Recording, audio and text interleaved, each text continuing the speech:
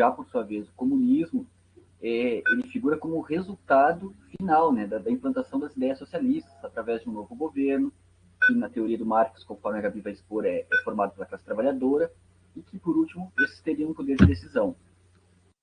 Então, então aqui nós temos o socialismo e o comunismo entrelaçados, né, como fases, né. Vou passar aqui os slides. Então, as teorias socialistas, elas se relacionam com outras formas políticas e muitos até defendem ou aceitam uma democracia participativa. Nós tivemos na Alemanha exemplos de teorias que flertavam com o socialismo, aliás, exemplos de formas de governo que eles eram, de certa forma, na sua base socialista, mas aderiram a uma democracia representativa, participativa. Porém, no comunismo, ocorre uma defesa de uma sociedade que é internacionalista, o que isso quer dizer? Global, para além, né, da preocupação da política de um país ou outro. O comunismo só vai atingir seu fim através de uma união de todos os países, para além da ideia de pátria, né, a ideia de pátria como uma ficção, ou seja, extrapola qualquer limite nacional. Então, é uma das diferenças, né? O que a gente pode questionar, né, tivemos ou não governos socialistas, governos comunistas, ou o que tivemos foram governos socialistas. Né? Então, as teorias socialistas, elas ainda persistem, de algum modo, a propriedade privada, seja ela pessoal ou pública. Né? Ao passo que no comunismo, a ideia de propriedade privada, ela tem que ser abolida. Ela vai ser substituída por algo que eles chamam, né, que os teóricos do comunismo chamam de bens comuns. Se no socialismo essas diferenças vão ser diminuídas, na teoria socialista, num governo comunista, no caso, isso não vai existir, né? Não vai existir essas diferenças de classe, né? Elas têm que ser extintas, né? Então, essa é uma diferença básica. A propriedade privada nas teorias socialistas, e a gente vai ver, né, alguns teóricos socialistas, eles buscam diminuir, né, a desigualdade social, buscam suprimir essas desigualdades até, mas com seus limites, dentro de um processo que ela pode ser, que é transitório e que persiste ainda a ideia de propriedade privada.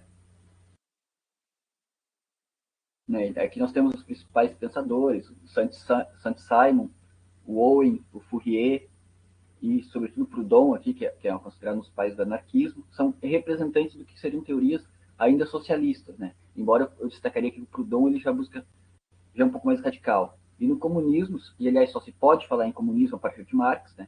que traz a ideia do comunismo científico, o Marx, o Engels, né? Com quem dividiu seus trabalhos, o Lenin na União Soviética, o Mao Tse-tung, o Mao Tse na China. Aqui temos essa teórica também feminista, Alexandra Kollontai, na União Soviética, ela é uma teórica do comunismo, né, que trata da libertação sexual da mulher. Então, alguns autores, né. E aqui nós vamos entrar, então, no contexto histórico do surgimento dessas teorias comunistas, socialistas e depois comunistas, como a gente vai ver, né. Então, trabalhando no contexto histórico, é importante destacar, então, esse período de transição, né. A Revolução Industrial que a gente tem aqui, então, ela abrange esses anos, 1760, 1820, e é basicamente, então, o que é a Revolução Industrial? Vocês já tiveram talvez essa aula na história, né, ou na sociologia, que trata, então, da transição de métodos de produção artesanais para uma produção de máquinas, fabricação de produtos químicos, processo de produção de ferro, eficiência de energia, água, vapor, enfim, tudo para possibilitar, né, um maior desenvolvimento econômico, né, um movimento guiado por setores da burguesia nascente, que é um setor de transição. Então, esse contexto, esse pano de fundo está por trás dessas ideias, né? As ideias nunca surgem do nada, e vocês vão ver que não são, né, simplesmente ideias, né? O marxismo vai trazer, a teoria de Marx, enfim, o comunismo, parte das questões materiais, né? Então, essas são as condições que estão impostas ali, né? Então, como foi anunciado, além de citar essas diferenças entre autores e conceitos que é necessário para compreender o comunismo, as teorias comunistas, um fato histórico, né, que é a Revolução Industrial, que foi essa transição no período de 1700 e depois de 1820, 40, é basicamente a transição, então, de métodos de produção, né, de forma totalmente radical, né. Tem um autor, que é o Eric Hobsbawm, que é muito citado na história, provavelmente vocês já viram nas aulas de história, que ele fala que é a partir mesmo de 1780 que vai começar a Revolução Industrial, e que ela nesse contexto, ela traz realmente a intensificação de conflitos, né, de problemas. Apesar dela tratar com desenvolvimento social, né, visto pela burguesia como um certo otimismo, até vou passar o slide aqui, ela basicamente ela traz, intensifica novos problemas que antes não tinha. Né? Também traz a ideia do sofrimento do proletariado, esses embates, o uso de máquina vai trazer o confinamento, então, né? Então, o que é isso? Esses novos, né, conflitos. E aí que vale lembrar, né, na intensificação desses novos conflitos, que a gente já trabalhou na aula de liberalismo, que muitos autores liberais, por exemplo, buscaram compreender o capitalismo e teorizar sobre a liberdade, né? Eles foram, né, lutaram contra o absolutismo, defensores de um novo sistema, né? E até em certos pontos pode ser considerado bem, com muitas aspas, revolucionários, né? Os limites, né? Mas eles lidaram com problemas dessa revolução industrial e problemas, por exemplo, como o autor como Adam Smith, né, o pai do liberalismo, um dos grandes nomes, buscou solucionar. E aí o seu livro A Riqueza das Nações é um exemplo, né? E vários outros autores também que buscaram, né, fazer uma crítica ao Estado já. Autores liberais já buscaram fazer essa crítica ao Estado, só que com uma crença no funcionamento do mercado, da mão invisível do mercado que ajeitaria tudo, né? E essa crença de que o capitalismo e essa liberdade individual promoveriam o progresso, né? Promoveriam o bem-estar social. É uma crença, né, desses autores, né? Obviamente, né, essa liberdade para todos tem muitas limitações de acordo com quem as formula, né? Esses todos são quem a gente viu, né, que foram excluídos negros, mulheres, enfim, esse todos é bem reduzido desse período, né? Então a gente viu nas últimas aulas, ao falar desses teóricos do liberalismo, que temos os mais diferentes tipos de pensamento para falar sobre liberdade, o que é liberdade. E o todos geralmente diz respeito a um homem branco, né? Enfim, determinadas posses. Então, nesse sentido, né, ao passo que esses autores estão numa perspectiva de diminuir os efeitos, as desigualdades, mas pelo viés de uma liberdade individual e do mercado, os autores que a gente vai trabalhar hoje, diferentemente, eles buscam de uma forma mais radical, né, suprimir mesmo a raiz desses problemas. Então, lembrando, né, que né, a intensificação dos problemas também foram os burgueses que lideraram o processo da revolução industrial, né, bem como outras revoluções sociais. E se no começo eles figuravam com um certo horizonte revolucionário, né, no sentido de um enfrentamento, com o tempo isso vai ter seus limites e esses burgueses vão, né, se revelar como forças conservadoras, né, assim como foram os nobres e o clero. Né. É importante destacar aqui, né, mesmo com o rompimento da igreja, né, a intensamente restaurar, né, e existiam forças revolucionárias que buscavam restaurar ainda, né, o absolutismo, também tem tudo isso. Então, de um lado nós temos aqui os burgueses que lideram esse processo de intensificação das novas reformas, de luta contra o absolutismo, mas também que lideram, né, o processo capitalista. Por outro, ainda temos forças revolucionárias, né, que estão tentando restaurar o antigo regime. Por isso que vai ocorrer esses embates aqui de 1830 a 1840, né? Esses embates entre liberais e conservadores, né? Que o Marx e esses autores que a gente vai trabalhar hoje, eles vão estar inseridos nesse caudal de conflitos, né? E aí então ocorreram esses grandes embates, né? E lembrando também que o uso de máquina aqui, né, de revolução industrial, ele aumenta mesmo, então, o confinamento e a exploração dos trabalhadores. Lembrando que as cidades, elas estavam cheias, né, das massas operárias, né? O povo trabalhador que representa o proletariado, né? Aí surge esse termo do proletariado, que quer dizer do povo, das classes menos favorecidas. Esses trabalhadores, eles estavam em condições de miséria, as fábricas eram insalubres, também estavam enormes jornadas de trabalho, mais de 14 horas, até subhumanos, baixos salários, trabalhos de crianças e mulheres. Eles eram praticamente escravos, né? A exploração das mulheres, até sexual, né? um desses autores, o Engels, que a gente vai trabalhar hoje, vai falar, inclusive, isso, né? Fazer um estudo sobre a exploração sexual das crianças e das mulheres, para além da exploração do trabalho. Tudo isso nos faz questionar, então, esse otimismo liberal de que um aumento da produção do capitalismo, todos ganhariam. Será que ganhariam mesmo? Isso foi questionado, de fato, na medida que vai surgindo agora movimentos reivindicando melhores condições. Movimentos que às vezes eram massacrados, inclusive não só por forças conservadoras, mas por movimentos supostamente liberais. Surgiram então novas teorias, né? Aí a gente vai ter aqui teorias como as do socialismo, né? Os socialistas utópicos, né? Que a gente vai tratar agora. Então, a gente falou que as cidades estavam cheias, né? Esses trabalhadores estavam em condições de miséria. Surgiram novas teorias, como o socialismo, né? Também surgiram as teorias que vão dar origem ao comunismo, né? Esse caudal, né? Sindicatos, conselhos operários, fábricas, os comitês de greves, né? Tudo isso nesse contexto de intensificação das desigualdades sociais e da produção da Revolução Industrial, né? E aí vale destacar, né? Esses autores.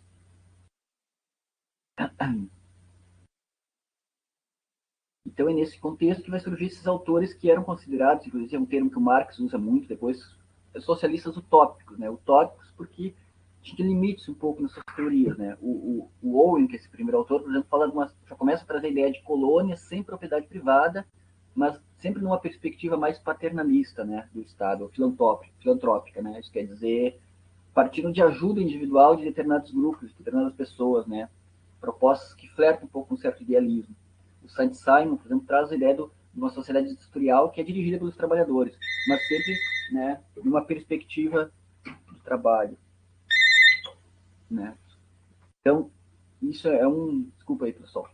Então, temos o Saint-Simon, que traz essa ideia então, de uma sociedade industrial, e o Fourier, que é também um dos mais famosos, que traz a ideia dos falancérios, né? Que são associações voluntárias, são pequenas unidades abrangendo até mais de 1.200 pessoas, até 5.000. E eles vivem nessa comunidade, né?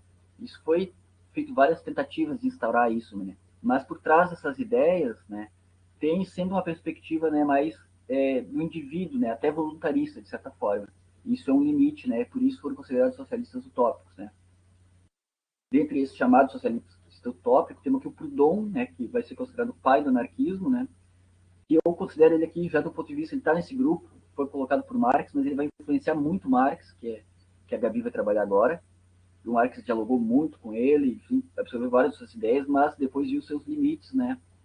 Enfim, mas o Proudhon no início, né, ele era muito radical, ele mesmo, afirmações como a propriedade é roubo, Deus é mal, propriedade é liberdade, muitas ideias semelhantes ao Marx, né, na verdade, anteciparam.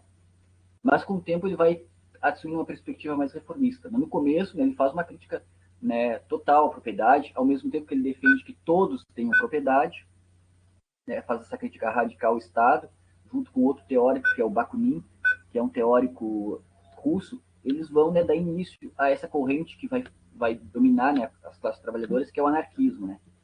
Só que, como a gente vai ver, o anarquismo ele não tem todos os processos que tem o comunismo, né, de organização. Claro, a gente não vai especificar muito aqui. Então, Proudhon chamou a si mesmo de anarquista e se opôs à propriedade estatal dos bens de capital, né? E defendia a ideia dos trabalhadores serem donos dos meios de produção e se organizarem em associações, né? É considerado um dos primeiros teóricos do anarquismo libertário, que aí depois a gente vai retomar tudo isso. Então, é nesse contexto desses autores, né, que vai surgir as ideias socialistas e agora vai surgir de forma mais radical as ideias comunistas a partir de Marx. Aí eu vou passar para a professora Gabriela. A Gabi, ela vai dar continuidade.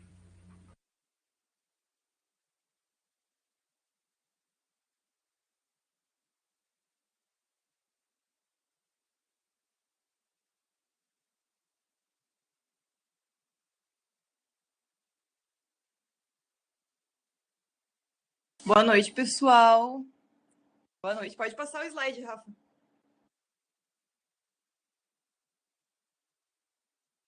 Valeu. Boa noite, galera. Bom, primeiramente, né, meu nome é Gabriela e eu sou educadora do Desafio. Faz um tempinho que vocês não veem minha cara por aqui, né, mas eu sou estudante de filosofia, de licenciatura em filosofia. Estou em fragmentos aí, né, do terceiro ao sexto semestre, mais ou menos. E vou falar um pouquinho de Marx, vou falar das ideias de Marx, do comunismo de toda essa análise social que o Marx vai propor para a gente, que para a época era uma coisa inovadora, né? Se vocês tiverem alguma dúvida, se vocês não estiverem conseguindo acompanhar, por favor, coloquem ali no chat, que eu vou tentando acompanhar ali o chat mais ou menos. E vamos iniciar, então, né? O Marx... Aqui, calma aí. Pronto. Eu nunca dei aula pelo celular, gente. Tô aprendendo ainda. Bom, o Marx nasceu na Alemanha, né? Ele em Treves, na Prússia, que estava sob domínio da Prússia, mas era o reino alemão. Em 1800, nasceu em 1818 e morreu em 1880 e não sei, porque aqui cortou o slide. Mas o Marx, gente, ele era um judeu, né, de origem. Inclusive, uma coisa curiosa era que, na verdade, os pais dele, né, foram se converter ao luteranismo para não sofrer as perseguições contra os judeus. E, na real, nem o nome dele é Marx. A gente não sabe qual que é o nome dele, porque eles trocaram, né, para não ser perseguidos. Quer dizer, na verdade, não, é melhor não dar risadinha, né? Porque é uma coisa bem, bem chata, na real, né? O Marx, ele teve uma grande influência filosófica e intelectual do pai dele, que era advogado, e de um amigo do pai dele, que... Ai, meu Deus, como é que se pronuncia o nome agora? Ludwig von Westphalen. E esse cara, o Ludwig, ele... Aliás, os dois, né? Tanto o pai dele como esse cara, eles gostavam de discutir filosofia, de falar de questões filosóficas. Eles eram aqueles amigos de trocação de ideia filosófica, assim, de um debate e tal. E aí o Marx começou a pegar apreço pela coisa, né? E ele curtia bastante filosofia. Inclusive, esse amigo do pai dele, o Ludwig, ele tinha uma filha, a Jenny, que inclusive futuramente vai ser a esposa de Marx, né, querida da Jenny. Passou por poucas e boas sendo esposa desse cara revolucionário, né? O Marx, ele teve bastante proximidade aos ideais iluministas, né, que o iluminismo falava muito da razão, da importância da razão como um meio para libertar e para evoluir, né, a sociedade. E o Marx, tanto graças ao pai e a esse amigo dele, mas também a escola que ele frequentou, ele já tinha essa proximidade com essas ideias do iluminismo, né? E aí o Marx começou os seus estudos na faculdade de Direito e depois ele quis largar o Direito, né? Na verdade, ele começou o Direito mais porque o pai dele queria que ele fizesse Direito, né? Os pais sempre querendo que os filhos façam Direito, Medicina, essas coisas. E, né, a gente sabe que geralmente os pais não ficam muito felizes com um filho que faz filosofia, né? Eu sei muito bem disso. E aí ele iniciou em Direito, mas depois ele quis largar o Direito, ele gostava da filosofia mesmo, e ele se formou, não, ele fez um doutorado em filosofia, não chegou a se formar realmente, né, mas ele fez um doutorado, porque tinha um esquema lá que não precisava se formar, conseguia fazer um doutorado sem estar formado, e foi isso que ele fez. Ele era um jovem, aí que eu tô vendo, tá, tô vendo o chat aqui.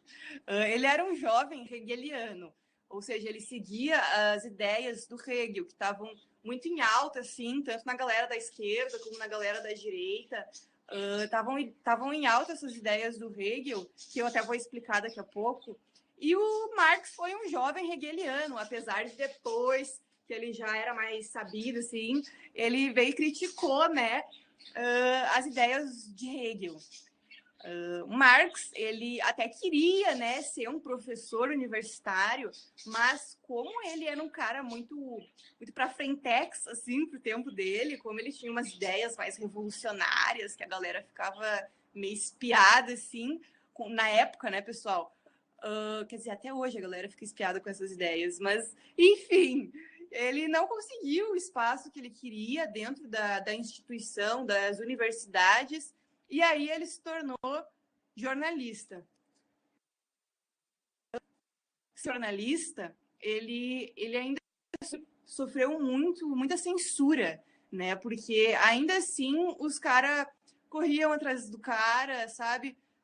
E censuravam as coisas que ele postava, porque ele, a princípio, ele defendia a democracia, né? Mas aí depois que ele foi abertamente comunista, pá, aí foi um choque, né, pra galera da época. Pode passar os slides, Rafa.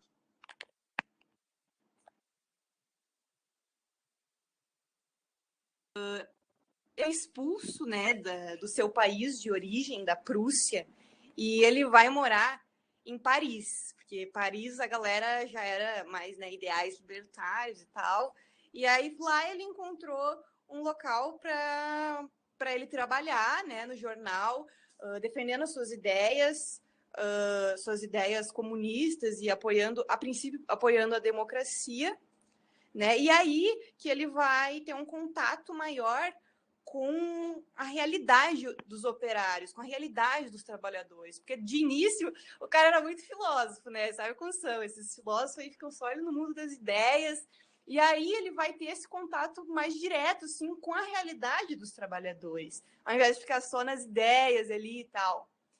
E vai ser com o Engels, né, o amigo dele, que ele conheceu, um amigo de estudos, um amigo intelectual que fez as teorias junto com ele, que ele se desenvolveu bastante intelectualmente, assim, um cara que tinha uma sintonia para o conhecimento, assim, para as análises sociais, para o próprio comunismo. Com Engels, ele vai perceber que a libertação da sociedade, da miséria, da exploração, do desemprego, da desigualdade social e de todos esses malefícios do capitalismo vão ser possível, essa superação vai ser possível apenas com uma evolução, né? Então vai desenvolver essas ideias comunistas, né? E, gente, a vida do Marx foi uma vida cheia de dificuldades financeiras, né? Porque o cara era perseguido até dizer chega, né? Ele tinha umas ideias muito revolucionárias para a época que ele estava.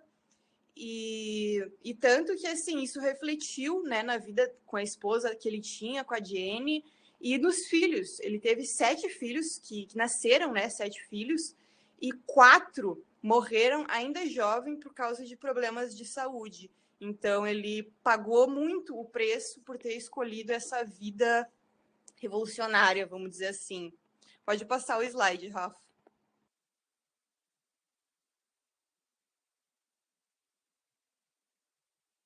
Certo. Sobre a contribuição que Marx e as ideias de Marx tiveram para a sociedade, é uma coisa, assim, muito relevante, porque ele teve influência numa organização política dos trabalhadores, né, nas greves, nos direitos trabalhistas, nessa conquista, né, dos direitos trabalhistas e nos ideais dos trabalhadores para essa libertação, né, para amenizar um pouco a situação de exploração.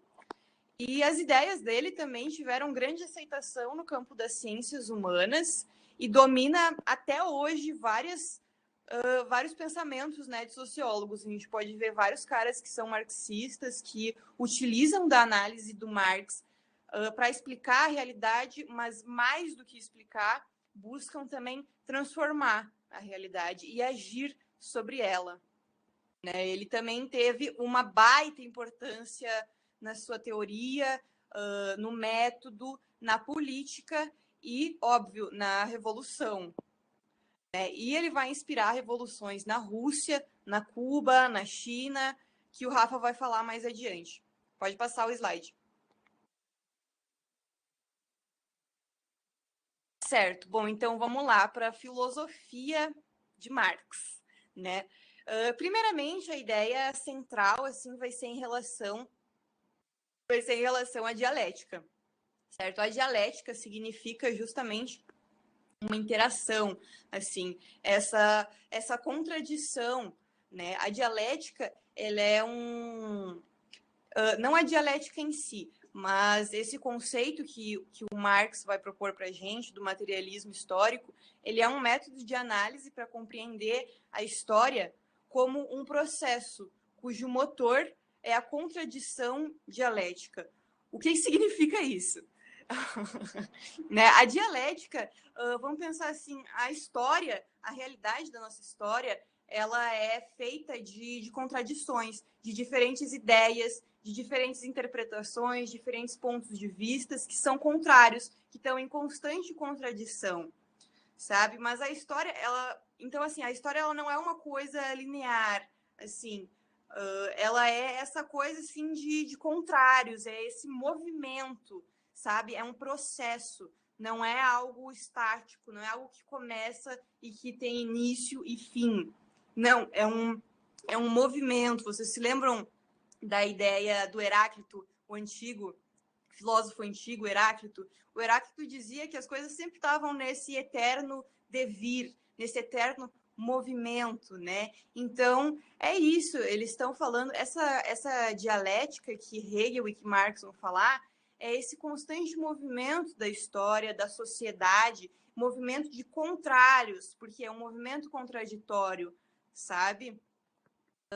Sobre a dialética do Hegel, né, que a gente tem que saber, a gente tem que compreender a dialética do Hegel para conseguir entender qual que é a crítica que o Marx vai fazer a ela, né? Então, a dialética hegeliana diz que a história é dialética e que funciona a partir de ideias puras, em contradição com a natureza. Então, percebam, esse movimento de contradição que o Hegel está nos falando, perceba, Hegel, não Engels, não vamos confundir um cara com o outro. O Hegel está falando que esse movimento dialético, esse movimento de contraditórios, ele parte inicialmente das ideias puras, da consciência. E esse movimento ele vai se dar como eu coloquei ali na imagenzinha, né? Ou seja, a gente tem uma tese e a gente vai ter, do outro lado, uma antítese que vai contrapor essa tese e aí eles vão formar uma síntese, né? E aí dessa síntese que acaba sendo também uma tese, terá outra antítese que vai contrapor e aí vai formar outra síntese e aí vai formar outra antítese, outra síntese, e assim é o movimento eterno do mundo, é o movimento dialético da história. É assim que funciona. Para o Hegel, essa contradição, ela começa nas ideias puras, nas ideias que estão na nossa cabeça, nas ideias e das ideias da consciência em contraposição com a natureza, certo? Mas inicialmente é na ideia. Pode passar, Rafa, o slide.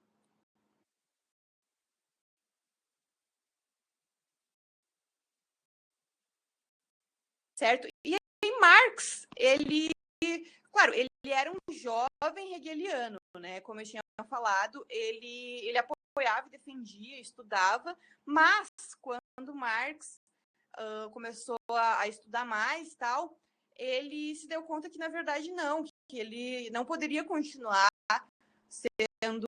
apoiando essas ideias, porque para a visão que ele tinha da sociedade, essa dialética, esse movimento histórico dialético, ele não partia das ideias que estão na cabeça, das ideias puras, né? Como Platão falaria do mundo das ideias, né? O Marx vai falar, ele vai criticar e vai inverter essa dialética hegeliana, porque o Marx vai partir do princípio das relações materiais. Por isso que ele é um materialista, porque ele não parte da ideia. A dialética do Marx, o movimento de contradição dialético que o Marx vai propor, não parte das ideias como parte o Hegel, e sim da matéria, do material, parte do mundo material. Ou seja, a matéria é o dado primário e a fonte da consciência vai ser o dado secundário. Vocês compreenderam isso, pessoal? Ficou claro? Porque, assim, isso vai cair no Enem, provavelmente, tá? Porque, geralmente, o que cai de Marx é sobre o materialismo. Essa é a ideia central do Marx, tá? Quando a gente fala em Marx, a gente já tem que associar, materialista, sabe? Por quê? Porque a matéria é o dado primário, certo? Enquanto a consciência é secundário. Ou seja, a consciência existe em função do mundo material. Então, para a gente compreender a sociedade, a gente tem que partir dos fatores materiais, que o Marx vai falar que são os fatores econômicos e técnicos do modo de produção de bens. Tanto que a filosofia de Marx ela vai se dar toda ao redor, né, desse modo de produção, desse modo de produção capitalista, do produção de bens, certo? Pode passar o slide, Rafa.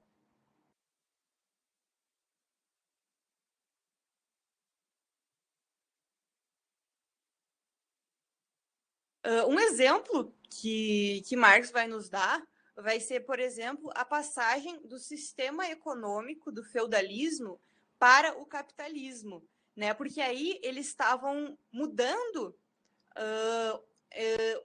esse sistema de produção material, sabe? Nesse sentido de material, eles estavam mudando e estavam alterando, estavam superando um sistema de produção, um sistema econômico, que era o feudalismo, para o capitalismo, certo? E essa mudança nas bases materiais da sociedade, essa mudança das relações de produção da sociedade, determinaram transformações em vários âmbitos da consciência, né? Em vários âmbitos das ideias, que são, por exemplo, o âmbito da moral, do direito, da religião, mas a gente também pode estar da filosofia, das artes. Tá claro, pessoal? Para Marx, toda transformação social tem origem nas bases materiais. Ou seja, o Marx vai nos falar que se a gente quer revolucionar a sociedade, a gente tem que mudar a estrutura dela. E a estrutura é uma estrutura material, certo? Dessas relações de produção, dessas forças produtivas, certo? A estrutura da sociedade está ligada à organização de suas relações materiais. Por isso que ele é um cara materialista, certo? E por isso que o Hegel é um idealista, porque o Hegel parte das ideias. Marx parte do mundo concreto, do mundo material, o mundo onde as relações de produção é o que mais importa para a gente entender o que está acontecendo. Pode passar, Rafa.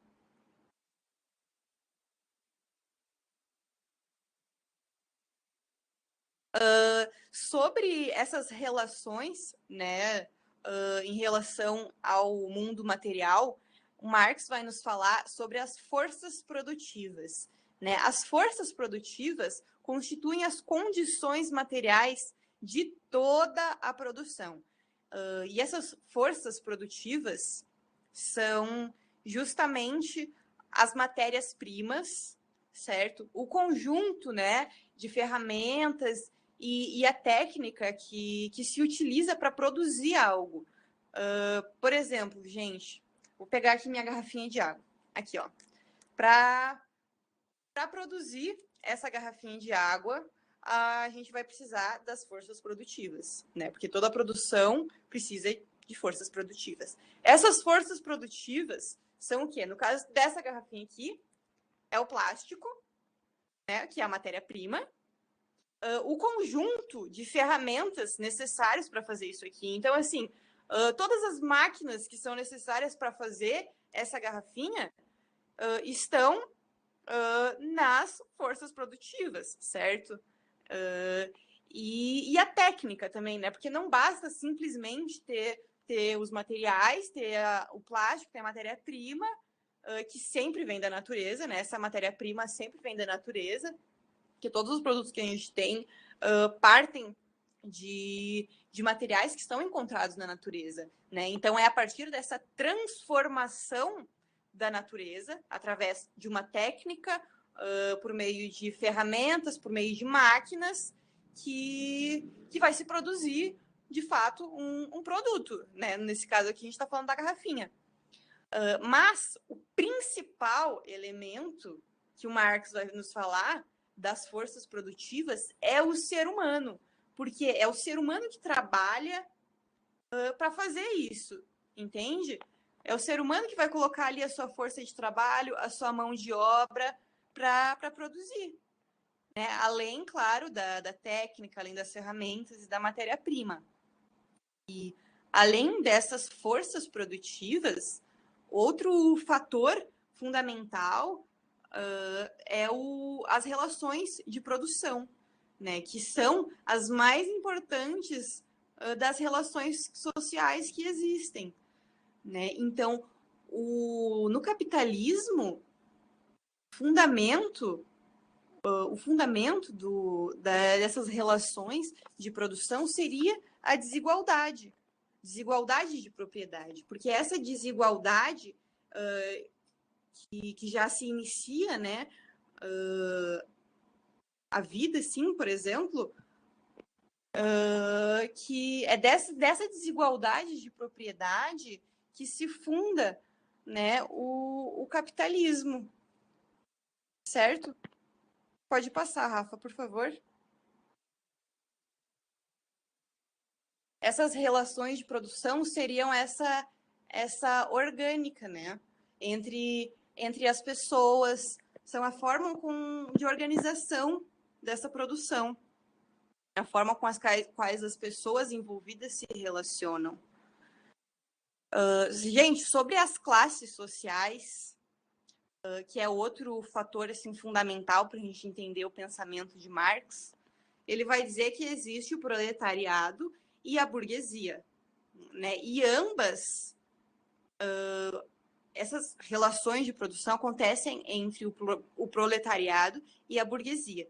E essa relação entre ela se dá por meio de uma exploração, por meio de um antagonismo, certo? Por meio de um conflito de interesses. Ou seja, existe uma luta de classes. Por quê? Porque os interesses da burguesia são diferentes dos interesses do proletariado. Alguém aqui trabalha, pessoal? Coloque no chat, por favor. Alguém trabalha aqui? Vocês, entre nós alunos? Então, vamos pensar assim.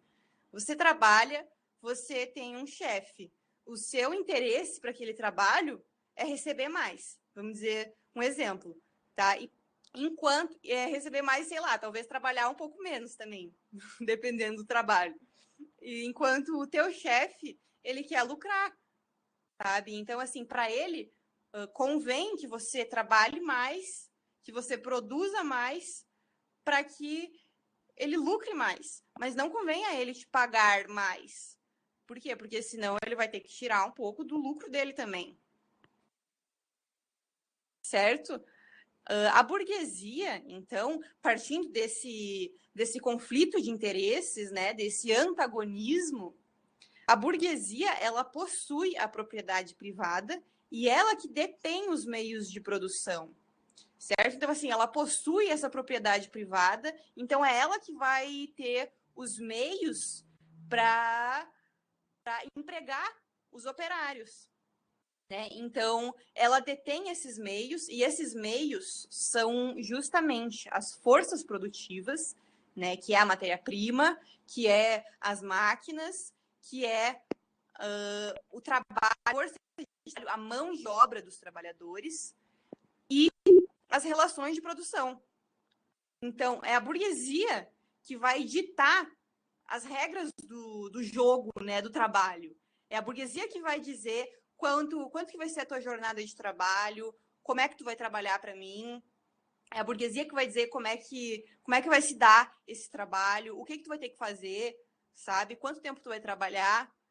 E é ela quem explora os operários para extrair valor através da mais-valia. A mais-valia vai ser esse valor que vai ficar como excedente para a burguesia, né? Porque vamos pensar assim sobre esse conceito da mais-valia. Às vezes eu paro assim porque eu tô olhando o chat ver se vocês não falam nada. Esse conceito, né, da mais-valia, ele seria justamente esse excedente que vai gerar o lucro, né? Porque e Marx vai dizer que essa mais-valia, esse lucro, ele é extraído justamente das relações de produção, né? Do trabalho do trabalhador. Ele não vai sair da matéria-prima. Ele vai sair justamente da forma como é organizado o trabalho. Ele vai sair, por exemplo, aumentando a jornada de trabalho do trabalhador. E porque assim, o preço da matéria-prima ele vai continuar existindo, sabe? Mas uma coisa que o capitalista ele pode aprimorar são as ferramentas, por exemplo, do trabalho e a tecnologia do trabalho. Ele pode tornar um trabalho um pouco mais dinâmico, mais acelerado, sabe? Ele pode fazer com que o trabalhador trabalhe de uma forma que vai produzir mais e vai acarretar num lucro maior, né? Então, essa mais-valia, ela é esse valor excedente, que é sobre o que o operário produziu, mas que não vai para o operário, vai para o capitalista, né? E a superação dessa oposição, né, entre a burguesia e o proletariado vai se dar na derrubada do capitalismo pela classe trabalhadora, iniciando assim uma sociedade sem classes, certo? Para o Marx, essa superação ela é necessária e ela é ai, me fugiu a palavra, mas essa superação ela vai acontecer de qualquer forma, porque para o Marx vai chegar um momento onde essa luta de classes, onde esse antagonismo de interesses vai ser tão grande que a classe trabalhadora vai ter que tomar essa iniciativa. Percebam, a iniciativa para uma revolução comunista vai vir da classe trabalhadora. Né? Até porque também não faz sentido a burguesia fazer isso, porque não convém aos interesses dela, porque os interesses dela é lucrar mais, é receber mais, é estar explorando ali aqueles trabalhadores. Né? Então, para o Marx, ela é necessária e ela vai acontecer. Não tem como não acontecer essa superação para ele, sabe? Porque vai chegar um momento que vai ser tão grande essa exploração, esse antagonismo de interesses, que a classe trabalhadora vai optar por uma revolução comunista. Pode passar, Rafa.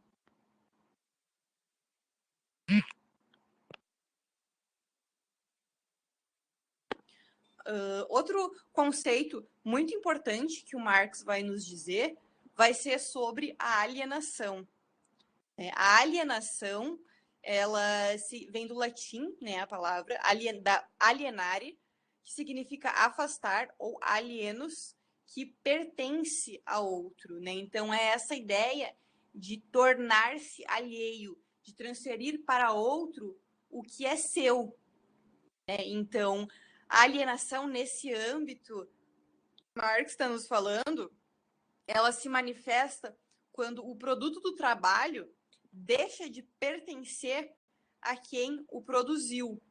Ou seja, o trabalhador produz, mas o produto final que ele produz não pertence a ele próprio, pertence ao capitalista, pertence ao burguês.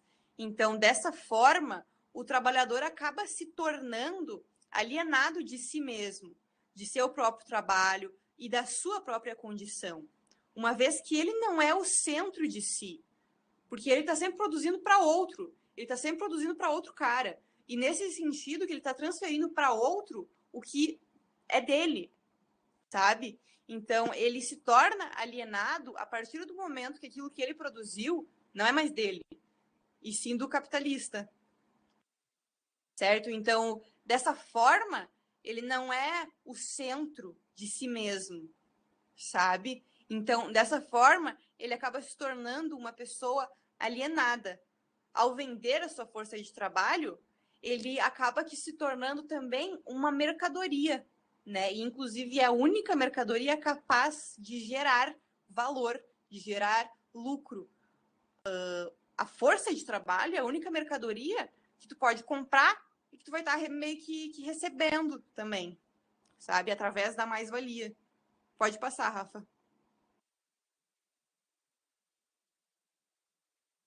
E por fim, gente, para finalizar a minha fala, eu vou falar sobre a ideologia, né? Pensando, né, tudo isso do que Marx nos fala, a gente pensa assim, tá, mas beleza, por que os trabalhadores aceitam, né, cara? Por que eles aceitam essa situação, essa condição onde eles estão inseridos? Por que eles aceitam ser alienados? Por que eles aceitam dar para outro o que é deles? Né? E aí, Marx nos falou sobre a ideologia. Né? A ideologia, ela justamente impede essa tomada de consciência da alienação. Né? Então, os trabalhadores, eles não têm essa consciência, né, segundo Marx, justamente graças à ideologia, né? E essa ideologia, ela é um conjunto de representações e de ideais por meio das quais o indivíduo é levado a pensar, a sentir, a agir de maneira que convém sempre a essa classe dominante. Então, essa ideologia, ela acaba distorcendo a realidade, porque ela camufla esses conflitos sociais, ela camufla esse abismo social entre a classe trabalhadora e entre os burgueses, né? Ela camufla essa exploração, sabe? E por isso que o povo acaba aceitando, porque eles acabam acreditando que é uma coisa natural, sabe? Ou acabam colocando a religião como uma explicação, porque Deus quis assim, sabe? E isso vai refletir, essa ideologia, ela vai refletir em vários aspectos da nossa vida. Como, por exemplo, nas concepções de filosofia, de ética, de política, de religião, né? Então, essas concepções da classe dominante, da burguesia, são estendidas para o proletariado. Né? E é justamente essa ideologia que garante a exploração e que camufla toda essa condição, né, que é injusta. Né? Pode passar, eu não me lembro se tinha outro slide, na verdade. Certo. Bom, então é isso. Era isso que eu tinha para falar, pessoal. Se vocês tiverem alguma dúvida, podem colocar à vontade. Eu vou passar a palavra para o Rafa. Obrigado, Gabi. Muito boa a exposição da professora Gabi. Ela expôs aqui, então, o coração, né, das teorias comunistas, né, que é a partir do Marx. A partir disso, né, todas as teorias, demais teorias comunistas vão beber das ideias centrais de Marx. E, como a professora Gabi falou ali, ela citou o Engels, né, o Marx não fez isso sozinho. O Engels é geralmente, às vezes, conhecido como o amiguinho do Marx, inclusive o amigo que patrocinou o Marx em muitas situações difíceis, porque o Engels era um burguês, ele era de uma família mais abastada, dono de uma fábrica, enfim. Mas também ele foi um teórico social e um filósofo de primeira linha, né? Um grande autor. Eu vou falar meio rapidamente aqui, mas então essas obras que o Engels traz, né, que são releituras ou trabalhos junto com Marx, eu destaco aqui o Manifesto Comunista, né, que ele fez junto com Marx, mas também um estudo da análise da situação trabalhadora na Inglaterra, que ele vai mostrar, por exemplo, a exploração sexual, a exploração das mulheres, das crianças, né, que as mulheres, além de ficar no trabalho, elas às vezes ficam num lugar lá específico, né, sem a proteção, sem nada, sendo expostas, por exemplo, ao dono da fábrica, ou enfim, ao gerente, enfim. Então ele mostra isso, mostra a exploração de criança, e também isso vai culminar na sua obra principal, também, que é sem Marx, mas que ele traz alguns escritos do Marx e alguns estudos de antropologia, que é a origem da família, da propriedade privada e do Estado, e que ele vai mostrar dentro dessa obra, uma perspectiva, por exemplo, que a mulher, dentro do seio da família, representa o que o proletário representa dentro da sociedade capitalista, né? Ela é a condição de proletário, ela é explorada ali, né? Então ele vai mostrar que a ideia da mulher surge, né, com a ideia do casamento. Então, desde que surge o casamento como um contrato junto com a sociedade burguesa, mas que na sua origem, né, ele vai mostrar com estudos antropológicos, era totalmente diferente, né? Existiam múltiplas relações sexuais, sociais, né? Inclusive sociedades matriarcais. Então é bem importante. A dialética na natureza, ele vai aplicar os conceitos de Marx da ciência da natureza, uma obra que não chega a ser publicada, ele deixa, né? Além de ele reeditar as obras do Marx. E algo que ele traz, que é muito importante, assim, né, uma contribuição para interpretar Marx, essa questão da própria ideologia, da própria alienação, né? Ele diz, por exemplo, que os homens, nós humanos, seres humanos, atuam na história, geralmente através dessa atuação, eles conseguem, né? Mas geralmente eles conseguem resultados diferentes daquilo que eles pretendiam. Ou seja, as vontades individuais, né, das pessoas, elas não conseguem resultados tais quais a gente deseja. São sempre determinados por fatores históricos. O que ele está dizendo é que são forças ocultas, causas que se escondem, que são inconscientes. Ele está dizendo isso antes de Freud, né? Então isso vai ser uma contribuição para entender a ideia de ideologia do Marx, a ideia de alienação, para mostrar que as vontades individuais, as pessoas, elas não, por exemplo, vai ajudar na concepção de que a ideologia não é só a tomada de consciência consciente, né? Existem aspectos que estão escondidos, né? Que a gente não consegue determinar, né? Que só o olhar para a história vai nos ajudar, né? A compreender. Isso vai ser retomado por Lukács, né? Passando aqui. Então, aqui temos, então, o que acontece? Essas ideias, né, da ditadura, o processo do socialismo vai ser implementado na União Soviética, vai ser um país, e aqui é uma diferença do que o Marx falou, por exemplo, que ele falava das transições, né? A União Soviética, vale lembrar que é um país, né, com a produção agrícola, não tinha feito transição total para o capitalismo, tinha o czar, enfim. Então é totalmente diferente, mas foi lá que se deu a revolução, né? Para te ver como a história ela não pode ser determinada, foi lá que ocorreu, né? Não na Alemanha, nem na Inglaterra.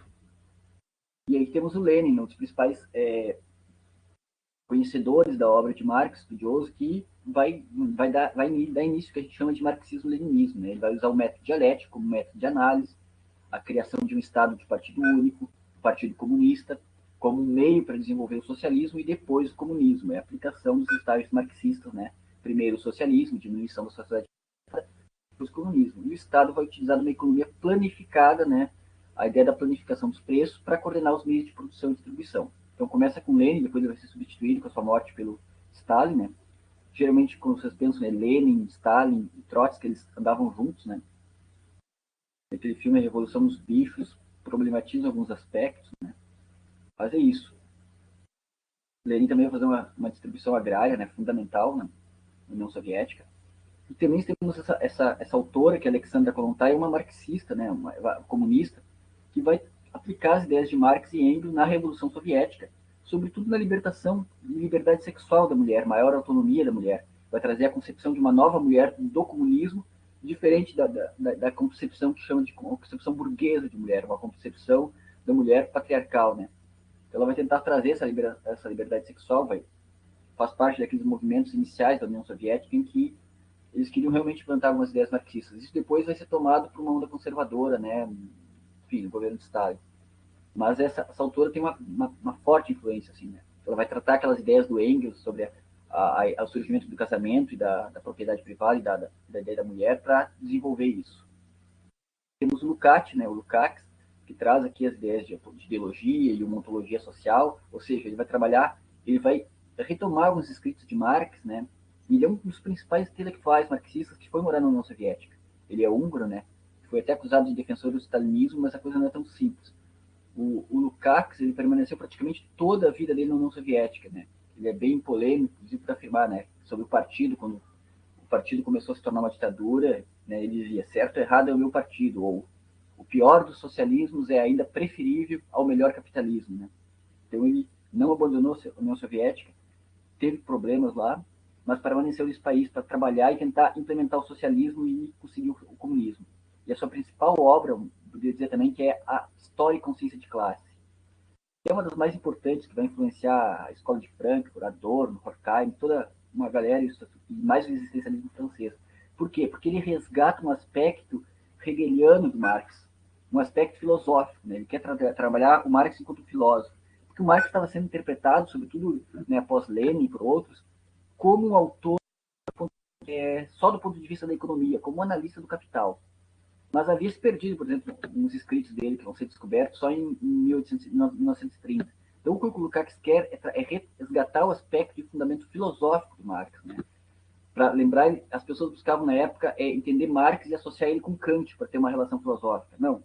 O Lukács então vai mostrar, né, a relação de Marx com Hegel, né, a partir dos manuscritos filosóficos, e que um dos temas principais da obra do Lukács é a consciência de classe. O que é a consciência de classe? Ele vai partir do conceito de totalidade do Hegel para estabelecer uma relação entre a possibilidade de conhecimento, né, o que eu posso conhecer, com a situação de classe. Ou seja, a possibilidade para conhecer a totalidade histórica ela só vai existir de acordo com a inserção dentro da luta da estrutura econômica. E as classes da burguesia e outras classes, elas têm uma inserção parcial. Somente o proletariado tem esse conhecimento, porque ele é a última classe que está inserida nesse processo. Então, conhecer a totalidade só se tornou possível a partir do surgimento do proletariado. Né? É aquilo que o Marx fala e que o Engels também já falou, né?